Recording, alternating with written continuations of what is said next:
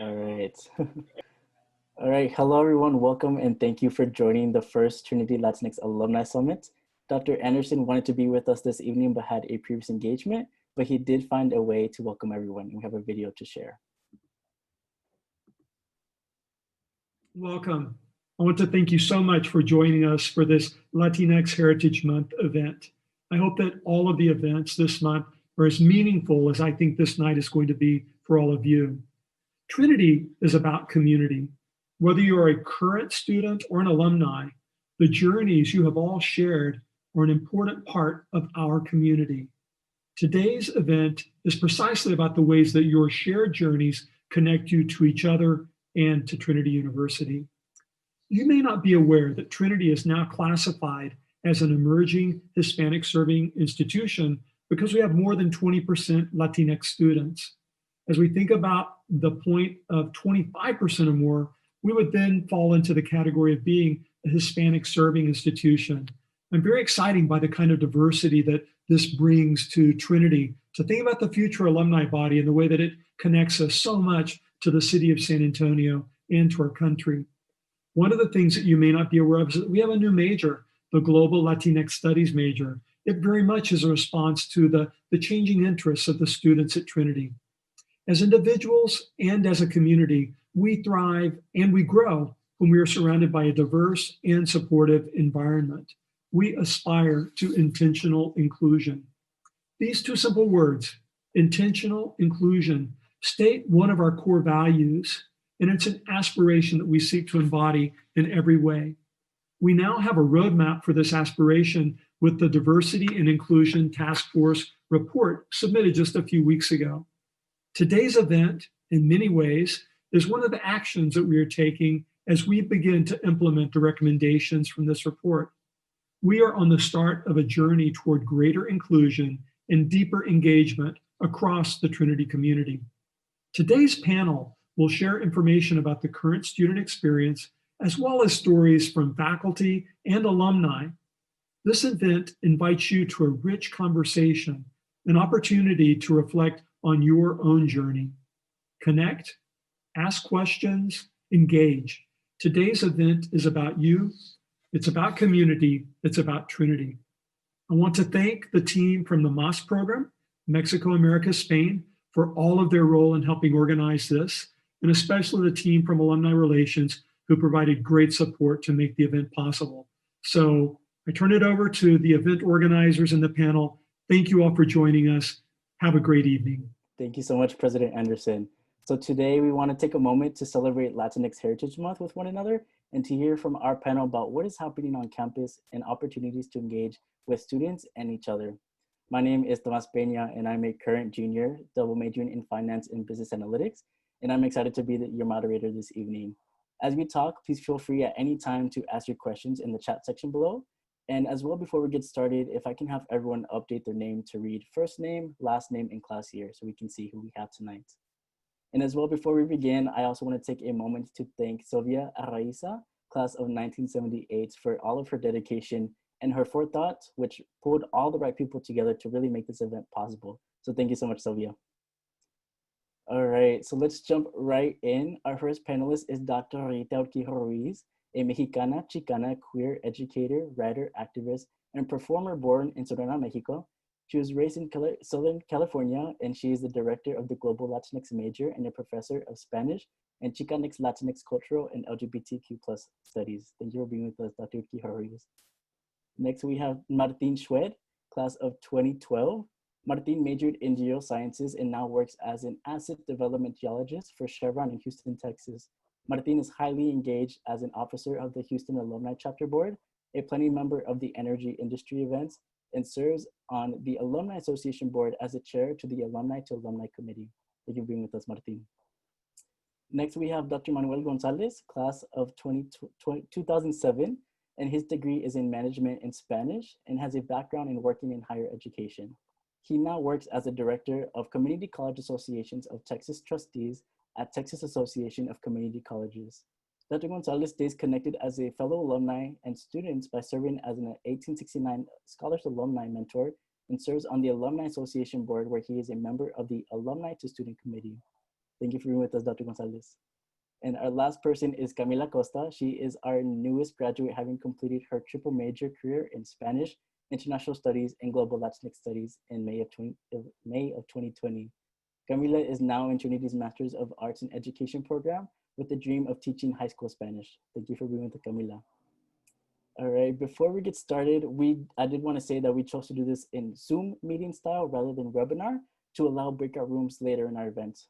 So please make sure that your mic is muted. And so it's also best to follow the conversation with our panel by clicking the speaker view rather than gallery view.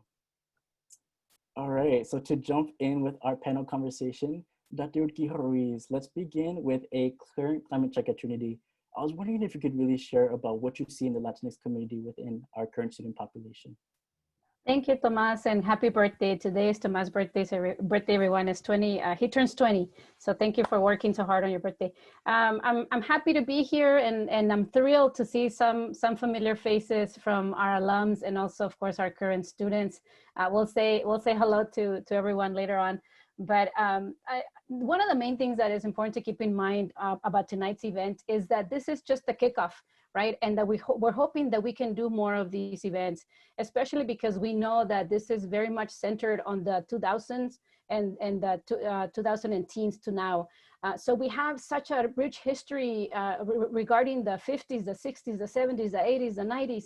I mean, every decade has had Latina, Latino, Latinx alums in it. And Professor Luis Martinez is here to attest to that later on during the breakout sessions. There he is saying hello if you're on the view with everybody there. And so the idea that today we have currently a 22.3% of our student population identifying as Hispanic or Latino, it's critical. And then we have an additional 5.1% who is identifying as multiracial. And so the total of 42% of student population is supposed to be underrepresented. But numbers don't mean much if we don't have the support of the university behind us, right? And so the idea is that we want to continue to create, this is the kickoff, but we want to continue to create a multitude of events. My dream is to have an entire weekend and then an entire summer of recovering the history of Latina, Latino, Latinx students at Trinity from the beginning, right? In 150 years, we know we were there. We know we have been there. Right now, in response to the climate, the very difficult summer that we have had and the very difficult beginning of fall that we have had with murderous situations of our Black siblings, as well as our own, Trinity was taken to task, and many of these situations were because of some of you alums out there responding and some of the current students. And the idea that the Trinity Way became a really big issue this summer, right? And so thankfully we were able to have the Diversity and Inclusion Task Force created, and we worked really hard over the summer to be able to bring to the table 29 recommendations with five different categories, and to really call Trinity out on behalf of all of us, right? Not just the students and the alums, but also the current members, the faculty, the staff, basically do a turnover and to reclaim stake our claim here at Trinity and to reclaim our history, and to know that we have been here always and will continue to be here, and that we deserve this space to be ours. And so how do we claim that? Well, this is the beginning, right? It starts with you. Those of you who already went through these hallways and met some of us and some of our professors that have already retired, joining us tonight, and we hoping that you can bring 5 to 10 other people individually, right? The idea of continuing to create that cadenita, the little chain that will kind of combine us all together. So it is extremely exciting to be here, but I won't take a lot of your time. You can go on the link on the Trinity website to look at all the recommendations that the task force has done. And I am really honored and happy to be here with you all, so that we can see what do you all want, right? What is this about? What are we going to do? How are we going to continue to move us forward and continue to call Trinity out on what it is that it needs to do to acknowledge our presence historically and now at this campus? Yeah, thank you so much. And Camila, as a recent alumni, is there anything that you want to add? Yeah, Yes, kind of thing off of what Dr. Urquijo-Ruiz was saying about like reclaiming the space, reclaiming the history, and really letting ourselves be known and be seen and say, hey, like we have been here and we are here and we will continue to be here, and we will continue to be a part of this space, I think is really important, and is something that we have been working towards in the recent years, because we realize that we need to work on it a little bit harder and a little bit, and even more just together. So nowadays, I remember like being there and kind of being forcefully put into groups by Dr. Urquijo-Ruiz, like you need to talk to these people, you need to connect with these people, and being really, really grateful in the end, because they were people that I did need to connect to, and I was just maybe scared to, or I didn't know how to approach. And so making that more purposeful connection, that more purposeful interaction to create this community, and that has been here for so long, and just making it stronger and making it even more vibrant, which is something that we really tried to do under Tula. As a former executive member, we were constantly like, hey, like we want to connect to each other, we want to connect to the other communities, we want to help people understand our kind of perception of reality, our community, the way we see the world. We want to help them understand so that they can be part of it in their own wonderful, special way. So yes, thank you a lot, Dr. Ruiz, for those interesting points. Mm-hmm. Yeah, thank you, Camila. Yeah, I think as the current president of Trinity University Latino Association, just like you said, it's super imperative to really, create community and connections right out of the gate coming in as a first year. So definitely, I agree. And now for Manny and Martin, really, as you hear what Dr. Urquijo-Ruiz and Camila had said, I was wondering if this really mirrored your experience when you were at Trinity, or if there's really anything else that you wanted to share during your time here on campus. Yeah, so from my perspective, thanks Dr. Urquijo-Ruiz and Camila for setting me up nicely. Unfortunately, I was maybe not as aware as I should have been of the important issues facing the Latinx community when I was a student at Trinity, or maybe not as conscious as I am today. So as a current student, or as a student when I was there, I was not super plugged into Tula or other, Latinx relevant or identity relevant groups, but it's never too late to learn. So I think I've channeled some of those efforts into some of the volunteering activities, bringing up some of these important issues at the Trinity University Alumni Association Board. I might refer to it as TUAB moving forward, so please forgive me. And some of the local efforts. So I assume there are other Trinity alumni that find themselves in a similar space that may not have been as plugged into this environment when they were current students, but like I said earlier, I hope other folks think that it's not too late to start channeling some positive energy and some work into volunteering and bringing this issue to the forefront as alumni that are either a year removed or 20 years removed from the university. So I guess I'll toss it to Manny at this point. Yes, thank you, Martin. And I'll add, I think my experience mirrors yours in terms of, my consciousness and how I came about my Latino identity. In terms of my journey in my Latino identity, I didn't really come into my own comfort with who I am in my community really until I got to grad school, where I was more surrounded by a larger Latino community, to be quite frank, at the University of Texas at Austin. I received my portfolio in Mexican American Studies, and so it wasn't until post Trinity where I feel like I became more aware of maybe the experiences that I was having at Trinity at a predominantly white institution. I would say, I think where things have changed maybe, and again, this is a perception that I had, was that there was not an intentionality to engage the Latino community back in 2007. I would assume prior to that, of course, and probably shortly thereafter, there was not an intentionality in terms of engaging Latino students in a way that there is today. And truth be told, that there could be more to be done in terms of engaging Latino and Latina students across the board. So that, not to say that we're there in terms of where we should be in terms of, not just even doing a justice in terms of our current students, but prospective students and alums. But that being said, I think the challenges that I ran into in terms of navigating who I was at the time in my early 20s was a byproduct of having limited faculty of color across the university. Again, there wasn't a large student of color presence on campus. Still isn't. It's a predominantly white institution, growing in terms of becoming an HSI. But I would say that those were some of the experiences that I had that impacted in terms of how I perceived my journey. And again, I don't think those are far from where a lot of folks are today, but I would at least need to acknowledge that there's a commitment to addressing it. I mean, as we see with some of the efforts and the diversity and inclusion work and so on and so forth. And again, so I'm not trying to say that we're there yet, but we're moving forward as compared to where we previously. Thank you so much, Martin and Manny, for sharing your perspective on when you were a student. So now for Dr. Urquijo-Ruiz and Camila, I was wondering if both of you could share a little bit about what you're hopeful about in the next few years. Camila, go ahead. I'm going to try to quiet our dog over here. All right. Well, one of the things I am particularly hopeful for is a continual effort. Things are never going to be perfect. That's not how the world works.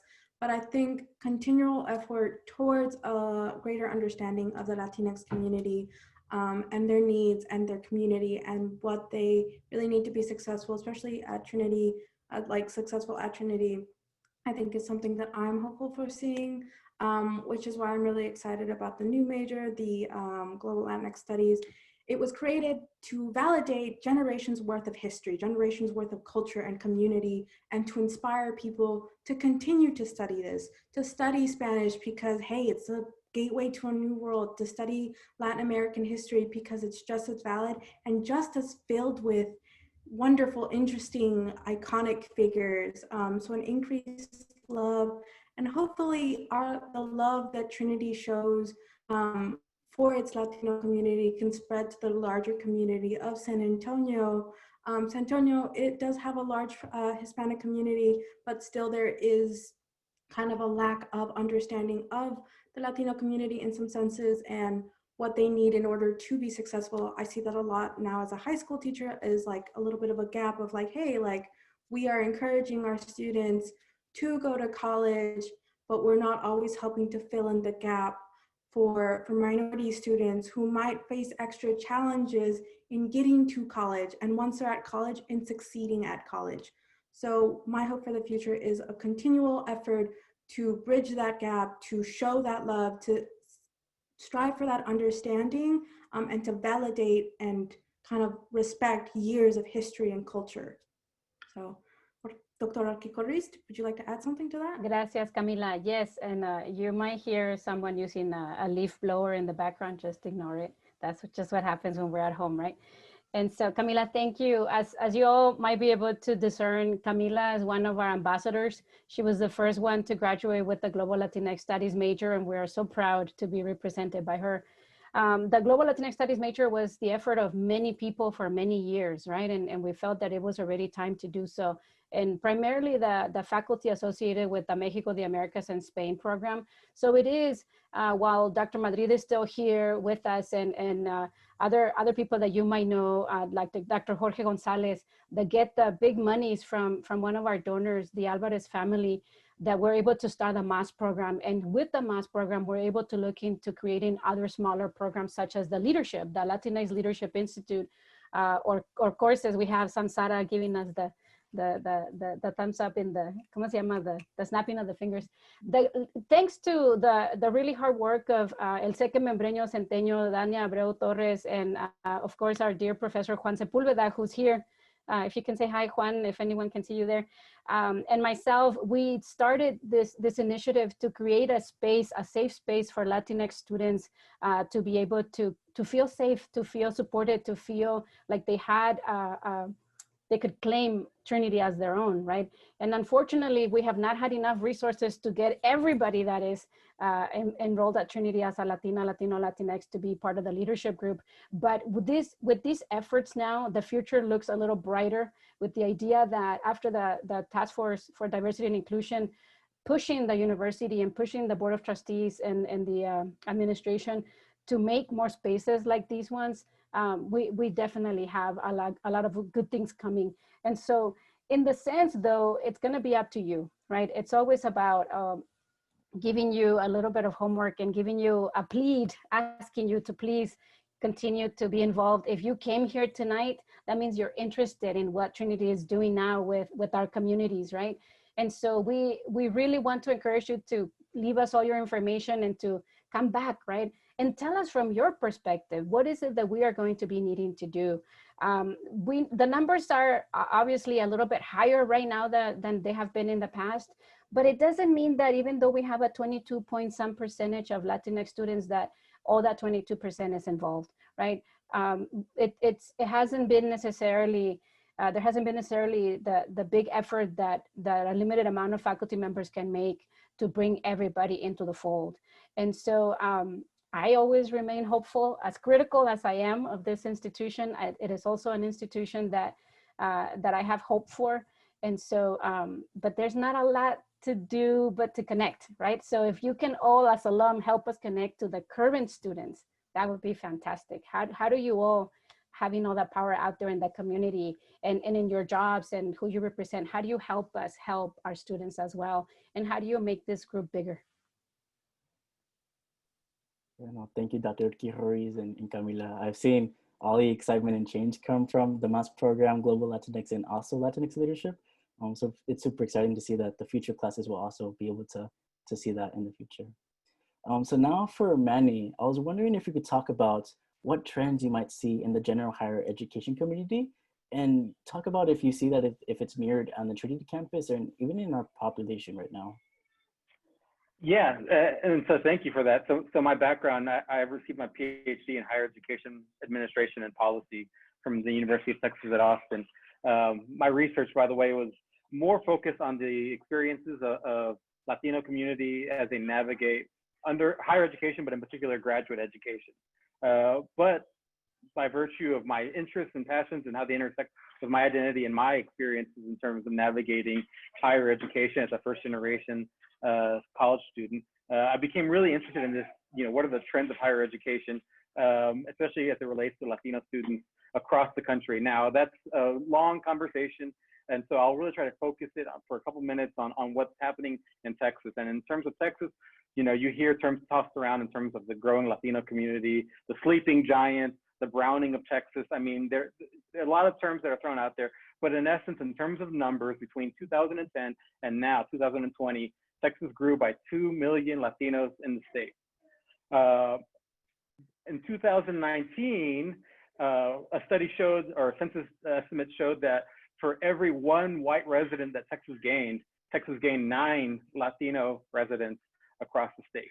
So in essence, in terms of higher education, we are seeing a growth of Latinos going to college. When we talk about those numbers of those who are entering college, those who are succeeding in college, those who are earning their degrees, those are an upward trend. Now, I should add also, I want to give a lot of credit to my Latinas out there, because Latinas are outpacing Latinos, or their brothers, I should say, across the field when it comes to time to degree, when it's degree completion, you name it. But in general, Latinos are on an upward trajectory when it comes to degree completion. And with that said, in terms of as higher education enrolls Latino students at a higher clip, it should be noted that it's not necessarily at the same pace as the enrollment, as the population growth in Texas. And so there is still much to be done in terms of an intentionality of having institutions reflect the diversity and the growing demographics of Texas. And so President Anderson mentioned that Trinity is an emerging HSI, which means that we are in that 20 to 25% on the way of becoming an Hispanic serving institution at 25%. But I want to differentiate becoming an HSI by design and becoming an HSI by circumstance. A lot of institutions are becoming HSIs by circumstance because, again, the demographics are changing. And so just by enrolling students, the diverse group of students, they're becoming HSIs. Now, that does not necessarily mean that they're meeting the needs of those students. What President Anderson was saying when he talked about intentional inclusion is that there is a effort there to be mindful of diversity, the needs of the community, and that we are going to be growing this community and embracing this community as Trinity becomes a more diverse campus.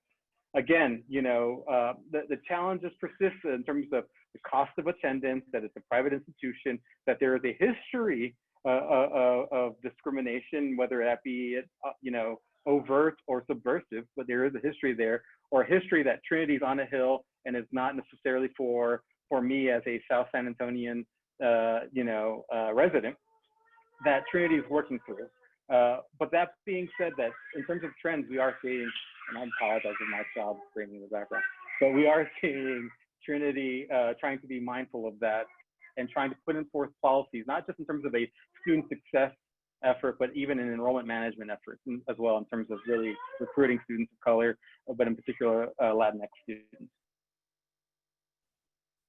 Thank you, Manny, for answering the question, as well to the rest of our panel so far. This is just a reminder for the audience that if you submit your questions to our panelists in the chat, we will get to them towards the end of the panelist conversation. So now, as we look to support and grow connections for Latinx students, Manny, I was wondering, what would you say to alumni who left Trinity feeling disconnected, or maybe even dejected or unsupported from the university? I would say to those alums who have felt, that Trinity wasn't exactly a wonderful 4 years, that they may have experienced, whether, again, the very overt, experiences of racism, discrimination, or even subversive items where, those micro aggressions that kind of we face on a daily basis that kind of eat away at you in terms of creating this battle fatigue in terms of your experience on campus, those experiences are valid. And that, that was Trinity then. And Trinity is acknowledging that it's not a perfect place and that they're learning in terms of who they were and who they are and who they want to become. And so I would say for those alums, share those experiences, because even though, again, there's a lot put in place in terms of helping improve the current experiences of students of color on campus, clearly by virtue of what we've seen over the past 6-7 months in terms of the conversations on Facebook or through social media, that there's still a lot of room for growth. And I think that having that validation that I wasn't the only one experiencing this is really powerful, and that, serving as a resource to those who are going through a undergraduate experience, especially for those students who may be first generation, who may be going through their own challenges in terms of navigating the pipeline, serving as a resource and as potentially a mentor for those individuals. Those are great opportunities. And again, helping Trinity learn from where they were and how they can become better is something that I know I try to practice in terms of my participation in alumni activities. Thank you. And for Dr. Urquijo-Ruiz, as a faculty member who often works with Latinx population, what do you see as some of the primary issues that Latinx students are facing today? I sincerely believe that in plain talk, Trinity needs to put more money and resources behind the effort of not just getting the students to campus, but keeping them here in terms of support, right? And so how do we create supportive networks where students can thrive, not just get here and then feel like the campus is still super white and super alienating, but the idea that we need to have those resources. One of the main battles, and I feel that I wanted just to even put it on the task force report, was to the idea of creating a center, right? Could we create a beautiful, huge, big center with a lot of staff and students coming there, so that we don't have just like the tiny little diversity and inclusion office that nobody really fits in there, or we have one overworked staff member that is doing the job of 5 staff members. Instead, to have a direct connection all the way to the top administrators, all the way to the president, so that we have a vice president for diversity and inclusion. That is in the making. We will be getting someone like that, as well as the director of the diversity and inclusion office, right? So it's not a personal thing, right? It's a community issue. When students get to our campus, they need to feel supported. They need to have everyone around them be the person that can help them transition from one year to the other, from one semester to the other, right? But also to have those extended networks. When I went to undergraduate at UC Riverside, I could just go to anyone on campus and they can help me as a Chicana, Mexicana on whatever I needed, whether it was financial aid, whether it was academic support, whether it was anything. And I was an undocumented student at that point. So imagine having all those resources. Trinity is definitely behind the times in creating those support networks. And it is no joke when our students leave dejected, right? But as Manny is saying, the encouragement is here to now make it different for the people that are here. Some of you I know were jealous that we had the the Colores ceremony just recently, and those of you who graduated before were like, how come we didn't have that, right? We had it because we had amazing students who were pushing our faculty and staff and administrators to have that.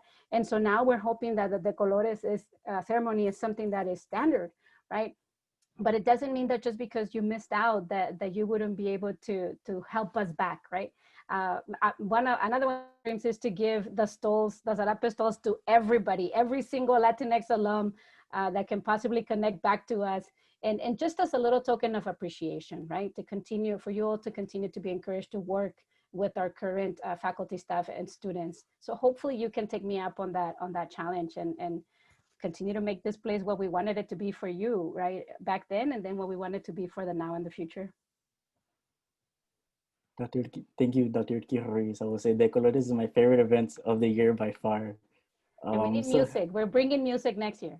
Yes, we will bring mariachi finally. And now for Martin, I was wondering if you wanted to add anything to that. And as well, is there anything for alumni, anything they can look out for as terms of meaningful ways to affect change or even get connected? Yeah, I don't think I could say it any better than Manny and Dr. Urquijo-Ruiz just put it, but Dr. Urquijo-Ruiz just mentioned a few questions back the idea of homework, and Manny just alluded to the need for alumni to be agents of change.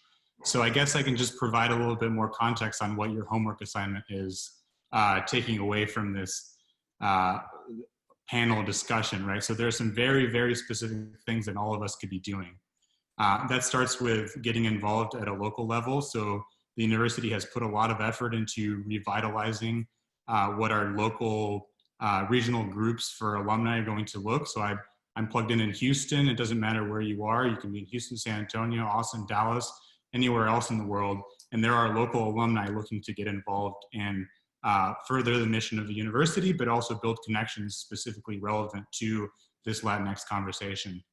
A few points have come up about helping out current students. So ways to do that are, get plugged in with career services, help out with Tiger Trek or internships, reach out to students that are currently enrolled and give them the resources that you've been so fortunate to have and help lift them up, right? Be an agent of change.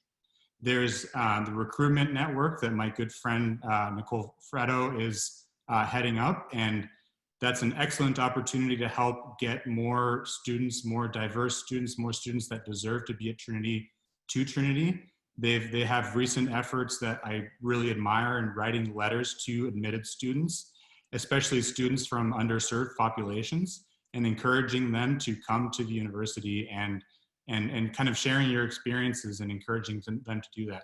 I've also met with, parents of students, parents of prospective students while their children are interviewing for Trinity. It also helps to meet with those parents to give them your perspective and your candid feedback on what it was like during your time at Trinity and what you aspire it to be like. We're always talking about growth as well, right? So that's another opportunity there. There are mentoring opportunities for current students. So above and beyond the excellent 1869 program that Katie can tell you a lot about, there are, the alumni office is developing opportunities to mentor current students, specifically in underserved populations. And then lastly, I can kind of allude to this, but one of the things the alumni office has been thinking about a lot is how do they serve alumni beyond their regional networks, beyond the regional groups, in ways that are more intentionally targeted towards common interests or common identities. So that might be a very natural home moving forward in the near future for a Latinx alumni community. So that's lastly, stay tuned for that development. And we will definitely be reaching out to everybody that's participating today to get your support and get plugged into that. So that's your homework. I hope you're taking notes. Thank you, Martin. Is there anything that you want to add, Manny?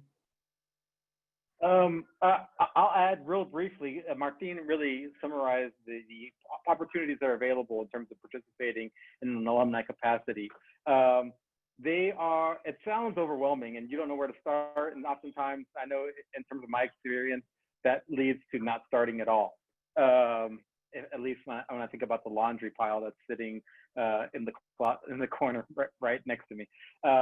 But in actuality, you know, efforts in terms of participating and giving back to the community don't have to be labor intensive in the sense of large dedicated time. So 1869, a little bit more time intensive because we're asking that you engage with a mentee and kind of talk about your journey, whether that's, you know, professional interest, a common experience, you know, in terms of identity as Trinity students, you know, an interest in going to grad school. I mean, there are a lot of ways that connection is paired up.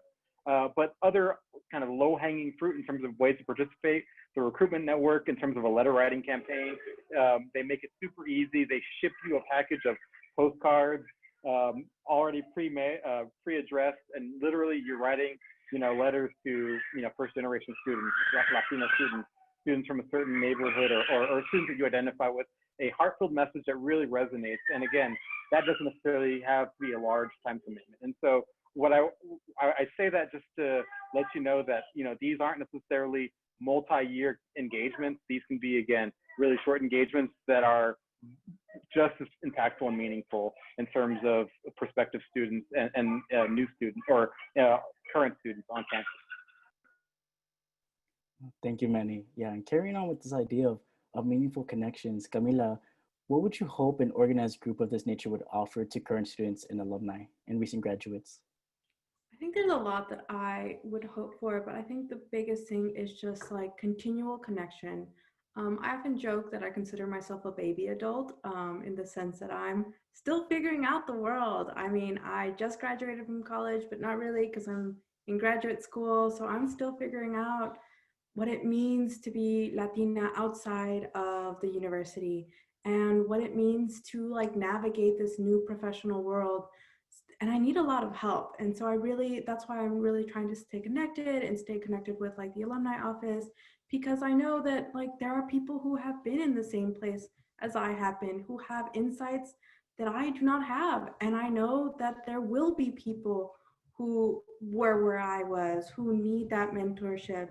So that kind of continual connection from like pre-Trinity, in Trinity, post-Trinity, and just lifelong connections with people who understand where you're going, where you've been, who understand a little bit of what it meant to be like at Trinity and what that meant and like how that experience has shaped you. So that's one of my biggest like hopes for groups like this, is just a deeper, more meaningful connection, which can help shape us and help really support people throughout just their lives, honestly. That's what I'm hoping for. Thank you, Camila. And to Dr. Urquijo-Ruiz, I asked the same question to you.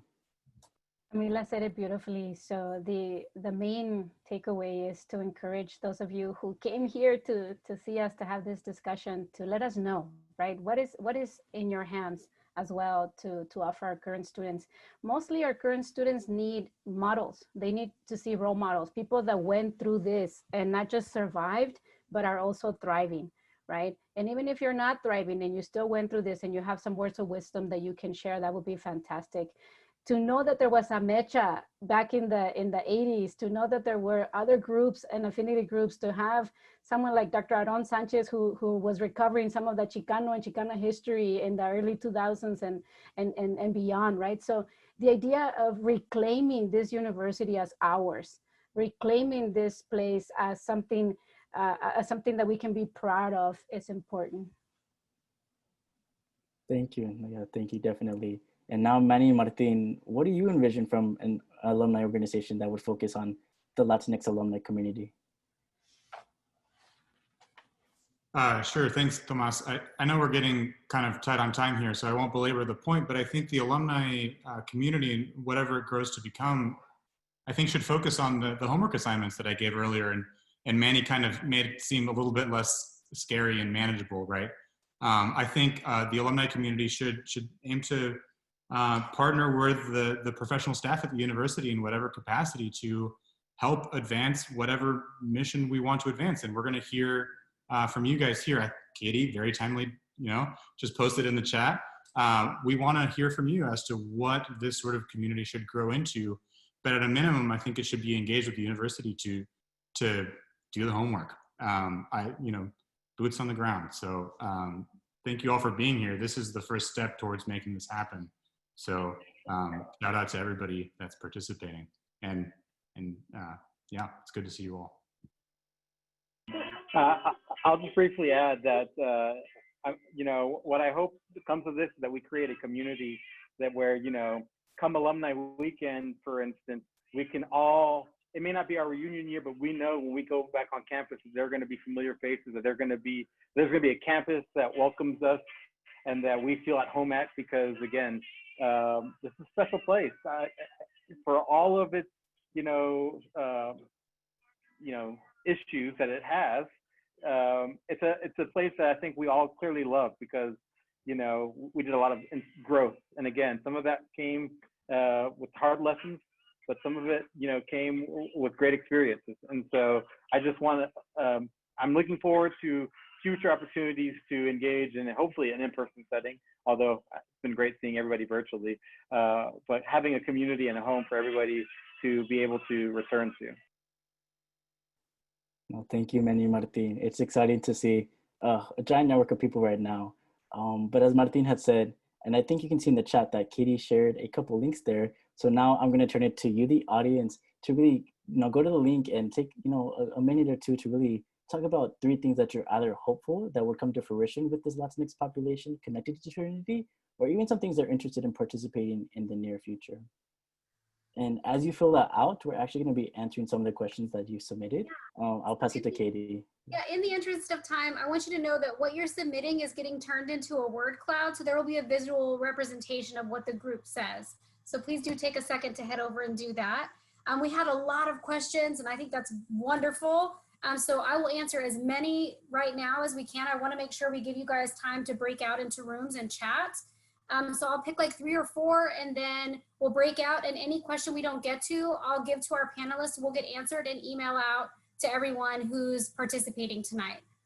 So the first question is, how are we collaborating and partnering with the Black alumni group and the importance of allyship across identity? And so if anyone has anything to add there, if not, I can help out with this one too. Katie, go ahead and get us started, and I'll follow you. Okay, great. So for those of you that don't know, last year, a situation similar to this one happened, and then a group of Black and African American alumni were very energized and started a Facebook group that they're now running in hopes of moving this towards a more organized organization, similar to how the Latinx group is hoping to do. And so I do see real opportunities in the future for partnership events. But those are, it's in its early stages as we build towards something. So that's where I see it from someone that helps organize these alumni opportunities. And for us, this summer has been critical in terms of the collaborations across different groups of students from different ethnicities. There is still, again, so much more to be done, but we've been talking about the hope that we can create a leadership institute that brings together both Black and Brown voices. That's also, of course, something that requires a lot of funding. But it is our hope that we can collaborate among different groups, not just remain in our silos, but silos are also safe spaces, right? And so it is the idea to have our spaces, but then also combine and share experiences with our Black and African American siblings. Mm-hmm. The second question was directed at my office, which was, and this was in here 3 times, that's why I'm picking it. How does alumni relations engage Latinx alumni and students and have a focus on supporting alumni who were first gens outside, and this is a quote, outside of basically asking for money? And so I'm happy to share with you that alumni relations and development is one division, but we each serve different functions. What development does in terms of fundraising is critical to student success, to building beautiful buildings and state-of-the-art opportunities. It is very important work that we support deeply, but alumni relations focus is really on you as alumni. And in this instance, right, we can't control what your experience at Trinity was like, but we can help build bridges and help provide space, moving forward. And that's what we hope to do. We do partner across campus. We partnered to help this event come together tonight. We're partnering with 2AB to try and find a way to create some community spaces that are easy, that can be supported by the university, but owned by the constituents within those groups. So those are some of the ways that we do that. We partner frequently with student affairs as well to try to find ways to support and offer education about how to transition out of Trinity and make that as smooth as possible. But as everyone has mentioned before now, we have so much work to do. There's so much room to grow. And our office, the day that the task force report came out, most of us sat down and read it and said, where are our responsibilities? What can we do? So it is a commitment that we have and share with the university as a whole. The next question was a little bit more sensitive, and so I'll share it and then we'll just answer it cautiously. So some students, currently and former, feel as though when they applied to the university, they were sold one package of what it's like to be a diverse student on campus and what kind of support is in place. But then as they're a student here on campus, they don't feel that that was accurately represented. So can you talk a little bit about maybe how the Diversity and Inclusion Task Force and the information gathered there might help improve that moving forward? The idea is not to use our students of color as props, right? As photograph, good opportunity for photographs, but to be able to continue again. I sound like a skipping CD. To continue to create spaces and support, right? And support networks, so that when students get here, even if they are the only Latina student in a chemistry class, that they still have the leadership group or the mass group or TULA or other coalition groups that they can look to, because it is a lonely world out there for students of color on this campus still. And that's one of the challenges that we're gonna have to face, and face it with as much support as possible. I think adding on that, as a student, I definitely remember feeling really alone sometimes, and kind of sitting there and being like, I don't know what I'm doing. I don't know like what I'm supposed to do. I felt really scared sometimes, but then it was in those moments that I really remembered that I wasn't really alone. I just was a little stressed out. And so I would reach out to the people around me. There was a lot of people who really supported us. Dr. Urquijo-Ruiz, Dr. Sepulveda, the education department has this wonderful Dr. Delgado. Like, there are people there who were supporting us and who were pushing us forward. And especially when they created the Latinx leadership class, like, we didn't realize how much we needed a space to just say, like, you know what, I'm struggling with this. And I can see that you're struggling with it too. Let's talk about it. Because sometimes just talking about it really, really helps. So there's changes being made, and yes, there are going to be times where you kind of feel like, hey, like, I didn't know I was signing up for this. And in part, it's okay to not always know what you're signing up for, and to be surprised, and to have to learn to kind of adjust, and to have to learn how to lean on others, to feel that support, to feel that, like, hey, like, I can do this. I feel like leaning on others and learning how to, like, say, hey, I need help. I need someone, please be my someone, is really important.